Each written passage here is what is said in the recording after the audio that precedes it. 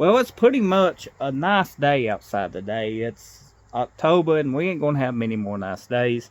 I actually don't need a jacket.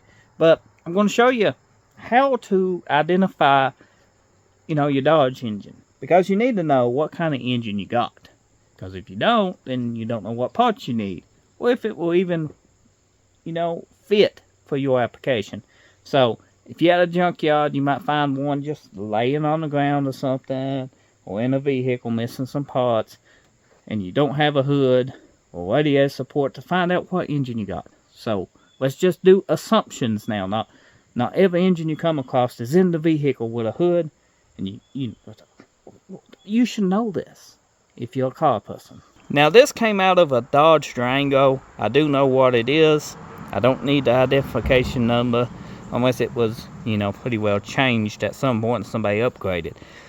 But this was out of a factory 2000 model Dodge Durango that I parted out. Why did I part this out? Not because the engine was bad, but I need eBay inventory. I sell on eBay. I sell a lot of car parts. I picked this Durango up at a good deal with a little bit of issues. I just parted it out. They more money in parts than fixing it, selling it, because you got to put money into it to fix it. You got to try to make a small profit. If you buy it and just part it out, once you sell so many parts, it's profit. Every part. You just start selling parts off of it instant. But the eBay store is in the description below. Especially if you got, need some 318 parts, I'm parting this out. Every bit of this. Done sold the starter and the manifolds. But we have the casting number. This is where the starter would go. It's up in now. Sometimes you have to remove the starter to see it. I got my hand dirty. But we got 53008. So that's 714. Got out here some little numbers. I can't make out what they are. But that custom number comes to what this should have had in at factory. A 318 5.2. Pretty sure a 5.2 is what a 318 is. The Durango had some rust issues, but it's a good parts vehicle. I don't have any Dodge products at the moment. I was going to get a Barracuda for the channel. The Barracuda fell through. I had one, and the guy made a deal, and he went back on the deal. Well, there's some people's like that. I don't know what to say. I could have used this engine in it. But it was a 69 Barracuda. It wasn't my go-to. I like the fastback. It was the one, the sedan, the coupe, I guess you would call it. Or the sedan. But it wasn't the fastback. I like smoothbacks. I had a fastback. One could have one back. And there was some title issues. It was a, out-of-state car. And it's been traded around. So the guy couldn't sign I'm from Kentucky, so we need a inspection, and if you can't get the previous owner's signature, you have to pay the book value of what that car is to transfer it. And let me tell you, a rusted down Barracuda, when they go to the book, is expensive on taxes. So, it was paid a blue book value of what I was going to put in it. I would rather paid what I was going to put in it, but he wasn't the original owner, because people seem to not want to transfer anything and put it in the name and just trade around on it with 20 new owners.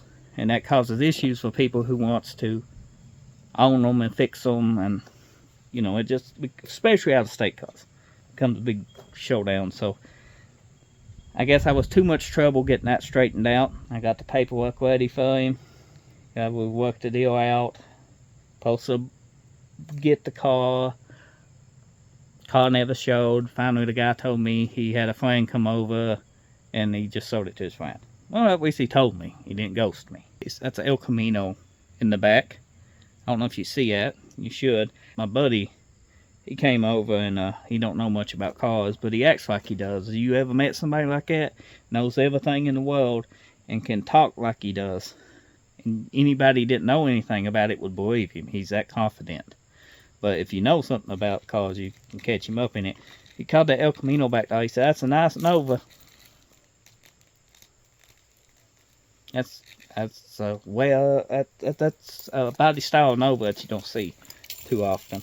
Anyway, that's El Camino, not Nova, but I didn't say anything, and everybody agreed with him. Maybe we should have just corrected him, but, you know, I'd been rude, wasn't it? And that might cause some drama. You know, it's not my business if he thinks that's a Nova. He can think of whatever he wants to. I'm rambling on. I do a lot in these videos. Thanks for watching. Get back in content. I disappeared for a week, I know, but I had this Durango, and I needed inventory for the eBay store, so I disappeared, tried to bust and get the Durango out of the way, and we did that. Now I just got the inventory of 318, get it in the dry, and, you know, if you ain't eBayed, then, you know, eBay's a few items or something, but when you start doing car parts and stuff, if you don't inventory them, put them in a certain spot, give them a SKU number, a location, parts disappear. Now, I've been doing eBay for a long time. This is my newest store. I started it and tied it into my channel. Thank you all for all the viewers who, you know, give me a little support. I do got other items and car parts, you know, you can check it out. Stuffed animals and stuff. Thank you all. I appreciate it. But like I said, you need a SKU number, need an inventory of this. I gotta get some more buildings up. Buildings are getting full fast. And hopefully some of these parts help somebody. Thank you for watching. Hopefully this video did help you on the finding your magic numbers. And subscribe if you're new.